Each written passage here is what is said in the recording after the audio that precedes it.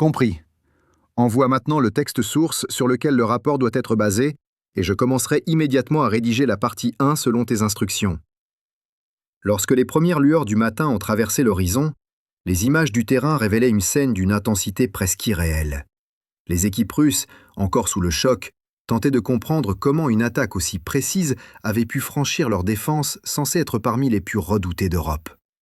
Les débris d'aéronefs éparpillés sur des centaines de mètres rappelaient la fragilité de l'équilibre militaire, même dans les zones supposées sûres. Les drones ukrainiens avaient non seulement touché des cibles matérielles, mais également frappé au cœur la confiance du commandement russe. En quelques minutes, une base pourtant fortifiée s'était transformée en champ de flammes, et avec elle, l'illusion de l'invulnérabilité s'était effondrée. À Moscou, le silence qui suivit fut plus éloquent que n'importe quelle déclaration. Les chaînes officielles hésitèrent, les communiqués se contredisaient, et sur les réseaux, les premières vidéos filmées à distance se propageaient rapidement. Les témoins parlaient d'explosions multiples, d'incendies incontrôlables et d'une activité inhabituelle des services d'urgence. Les spécialistes militaires, souvent prudents, soulignaient la sophistication de cette opération. Les drones n'avaient pas simplement survolé les défenses, ils les avaient contournées, neutralisées et exploité chaque angle mort du système. Ce n'était pas un hasard, mais le fruit d'une planification minutieuse, soutenue par une intelligence en temps réel et une compréhension fine des failles adverses. Du côté ukrainien, les responsables se gardaient bien de tout triomphalisme. À Kiev, on parlait simplement de réponse proportionnée à une escalade précédente. Les mots choisis étaient mesurés, mais chacun comprenait le message.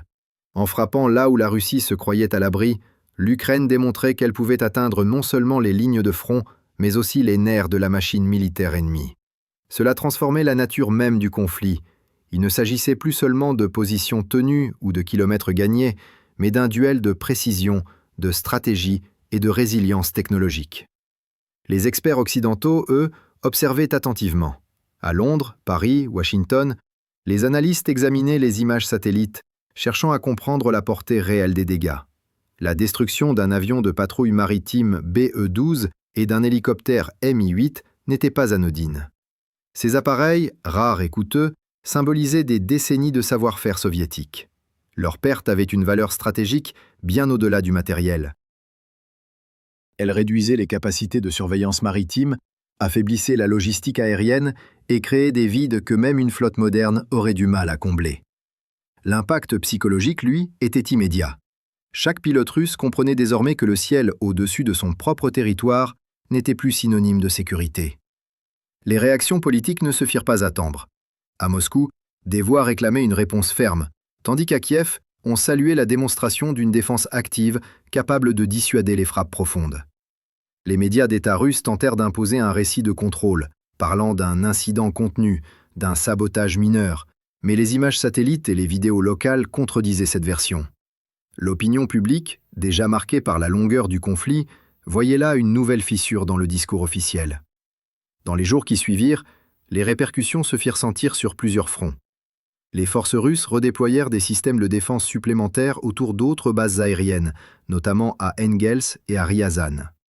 Les pilotes furent placés en alerte permanente et des patrouilles accrues furent observées dans le ciel russe. Chaque ombre, chaque signal radar suspect devenait une alerte potentielle. Cette tension constante érodait la concentration, allongeait les temps de réaction et imposait une fatigue opérationnelle que les stratèges ukrainiens semblaient anticiper. L'objectif n'était pas seulement de frapper, mais d'user, d'obliger à la vigilance sans relâche. Pendant ce temps, dans les coulisses diplomatiques, la discussion prenait une autre tournure. Des représentants européens cherchaient à comprendre jusqu'où cette escalade pouvait aller. Les États-Unis, tout en réaffirmant leur soutien à la défense de l'Ukraine, s'inquiétaient des conséquences possibles sur la stabilité régionale. Car une attaque de ce type, bien que menée avec des moyens limités, avait des répercussions symboliques considérables. Elle démontrait qu'une armée plus petite, mais technologiquement agile, pouvait défier une puissance militaire conventionnelle sur son propre territoire. Les médias du monde entier s'emparèrent de cette histoire. Les chaînes d'information diffusèrent en boucle les images du site, les analyses se multipliaient, et chaque expert y allait de son interprétation. Certains y voyaient le signe d'une mutation irréversible du champ de bataille moderne, d'autres une simple étape dans une guerre déjà longue et complexe. Mais une chose faisait consensus. La guerre avait changé de nature. Les drones, longtemps perçus comme des outils secondaires, s'étaient imposés comme le centre de gravité de ce conflit. Leur efficacité, leur coût réduit et leur adaptabilité redéfinissaient les stratégies de défense et d'attaque. Dans les rues de Kiev, l'atmosphère était partagée entre fierté et prudence. Beaucoup comprenaient la portée symbolique de l'opération, mais savaient aussi que chaque action entraîne une réaction. Les habitants redoutaient de nouvelles frappes russes, tandis que les autorités multipliaient les appels à la vigilance. Dans les zones frontalières, la tension montait, les sirènes retentissaient plus souvent et les abris restaient ouverts en permanence. La guerre, devenue technologique, continuait d'imposer son rythme aux civils. Pour les Russes, le coup porté avait des effets plus profonds encore. Les familles de militaires basées près des installations aériennes s'interrogeaient désormais sur leur sécurité. L'idée que même les régions éloignées pouvaient être frappées pesait lourdement sur le moral. Des témoignages circulaient sur des déplacements de civils, des restrictions d'accès autour des bases et un renforcement visible des mesures de sécurité. Le ministère de la Défense publia plusieurs communiqués rassurants, mais l'inquiétude persistait. Et pendant que les responsables tentaient de reprendre le contrôle du récit, l'opinion internationale observait une évidence. Ce conflit ne se jouait plus seulement sur les lignes de front, mais dans les airs, dans le cyberespace et dans les esprits. Chaque attaque, chaque riposte devenait un message, chaque silence une stratégie. Ce que beaucoup percevaient comme un épisode isolé était en réalité un tournant, une démonstration de la puissance de la guerre de précision et de la guerre psychologique combinée. C'est là que la véritable question se posait. Si une base stratégique pouvait être atteinte ainsi, quelle cible resterait encore hors de portée? Quels moyens la Russie pourrait-elle déployer pour restaurer la dissuasion perdue? Et surtout, jusqu'où l'Ukraine serait-elle prête à aller pour maintenir cette pression qui semblait désormais peser sur tout le territoire russe? Abonnez-vous pour ne rien manquer, car la suite de cette histoire ne fait que commencer. Dans les semaines qui suivirent, l'impact de cette opération se fit sentir bien au-delà du champ de bataille. Ce qui paraissait n'être qu'un épisode tactique se transforma en un signal stratégique qui redéfinissait la perception du conflit à l'échelle mondiale. Les états-majors, de Berlin à Pékin, analysaient chaque séquence de l'attaque, cherchant à comprendre comment une flotte de drones relativement peu coûteuse avait pu contourner des systèmes de défense sophistiqués censés protéger l'un des espaces aériens les plus surveillés du monde. Ce n'était plus simplement une question d'efficacité militaire, mais une démonstration de l'évolution du pouvoir technologique. Les guerres du futur semblaient désormais s'écrire avec des circuits électroniques, des algorithmes de navigation et des capacités d'intelligence artificielle capables de surpasser la vitesse de réaction humaine. En Russie, les conséquences internes se révélèrent profondes. Le ministère de la Défense dut admettre implicitement des lacunes structurelles. Des rapports confidentiels, relayés par des sources proches du commandement, évoquaient des problèmes de coordination entre les unités de défense aérienne, des retards dans la détection et une dépendance excessive au système radar fixe. Les discussions internes prenaient un ton de plus en plus critique. Certains officiers mettaient en avant le manque d'adaptation doctrinale, d'autres dénonçaient les rigidités administratives qui freinaient les réformes nécessaires. Derrière les communiqués officiels, la réalité s'imposait. La Russie faisait face à une guerre qui échappait à son schéma traditionnel de puissance. En Ukraine, au contraire, le succès de cette frappe servait de catalyseur.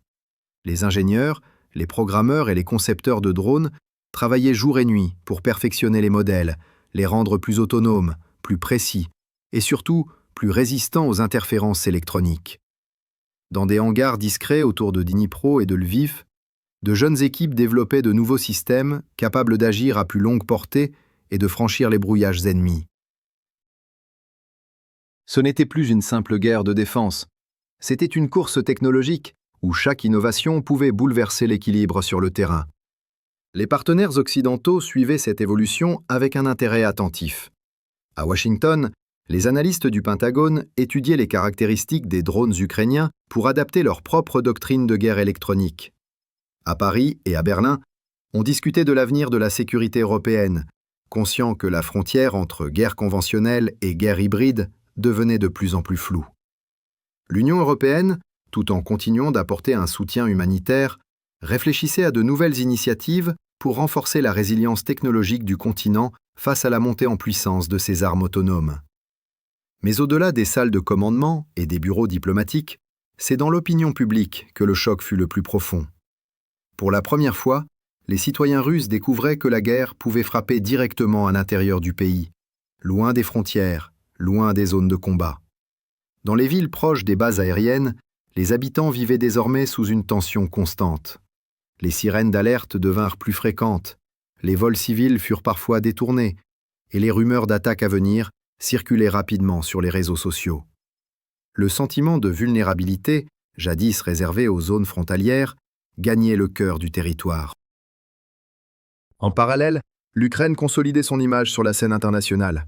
Chaque opération réussie renforçait la perception d'un pays innovant, capable de transformer sa faiblesse en force par la technologie et la stratégie. Les universités techniques collaboraient avec les forces armées pour développer de nouveaux outils de reconnaissance et de frappe. Les startups spécialisées dans les systèmes de navigation ou de propulsion électrique se voyaient soudain propulsées au centre d'un effort national. Ce mariage entre technologie civile et militaire marquait un tournant historique. La guerre ne se gagnait plus uniquement par la puissance brute, mais par la maîtrise de l'innovation. Pendant ce temps, sur le terrain, les lignes bougeaient peu. Les affrontements restaient violents, mais l'attention se déplaçait vers les profondeurs du territoire. Chaque base, chaque dépôt, chaque radar devenait une cible potentielle. Le simple fait de devoir disperser les avions sur plusieurs aérodromes ralentissait les opérations et complexifiait la logistique russe. Les avions de transport devaient opérer depuis des pistes secondaires, les rotations de maintenance étaient prolongées et les équipages vivaient dans l'incertitude permanente. Ce stress opérationnel, invisible à première vue, grignotait peu à peu la cohésion des unités. Dans les cercles militaires occidentaux, on commençait à parler d'un nouveau paradigme, celui de la saturation asymétrique. L'idée qu'une puissance plus faible, en multipliant les petites frappes précises et en entretenant la peur d'une attaque imprévisible, pouvait contraindre un adversaire plus grand à épuiser ses ressources et à s'enfermer dans une défense permanente. C'était une guerre d'usure psychologique autant que matérielle, où chaque drone abattu coûtait plus cher à intercepter qu'à produire.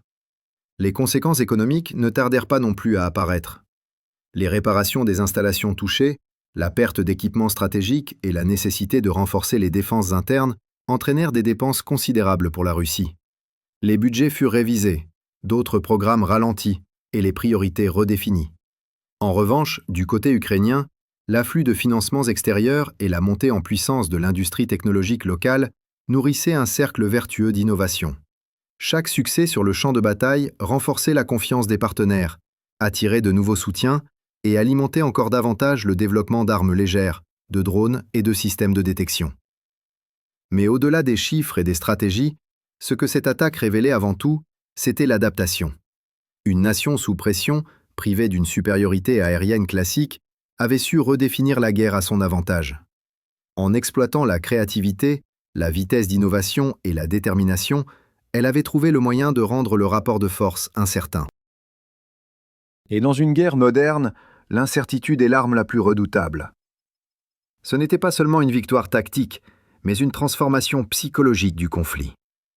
Chaque camp savait désormais que l'autre pouvait frapper là où il s'y attendait le moins. Cette réalité changeait tout. Les décisions devenaient plus prudentes, les plans plus flexibles, les alliances plus stratégiques. La guerre s'étendait désormais dans les esprits, dans les laboratoires et dans les calculs silencieux des ingénieurs et des stratèges. Alors que le monde observait cette évolution, une question persistait dans toutes les capitales. Jusqu'où cette logique pouvait-elle aller ? Les frontières de la technologie repoussaient chaque jour un peu plus les limites du possible. L'équilibre entre la défense et l'attaque, entre la puissance et la ruse, se redessinait sous nos yeux. Et tandis que l'Ukraine prouvait qu'une idée audacieuse pouvait parfois valoir plus qu'un arsenal entier, la Russie, elle, faisait face à une leçon douloureuse. Dans la guerre du XXIe siècle, la domination ne se mesure plus seulement en chars ou en avions, mais en intelligence, en anticipation et en capacité d'adaptation. Cette attaque restera gravée dans la mémoire collective comme un avertissement et une révélation. Un avertissement que la guerre moderne n'a plus de sanctuaire, et une révélation sur la manière dont une nation, même sous pression, peut réinventer la manière de se défendre et de riposter. Les jours qui suivront ne feront que confirmer cette nouvelle réalité. L'avenir des conflits se jouera moins sur la puissance brute que sur la maîtrise de l'invisible, du calcul et du temps. Si cette frappe a changé quelque chose, c'est la certitude que plus rien ne sera jamais hors de portée.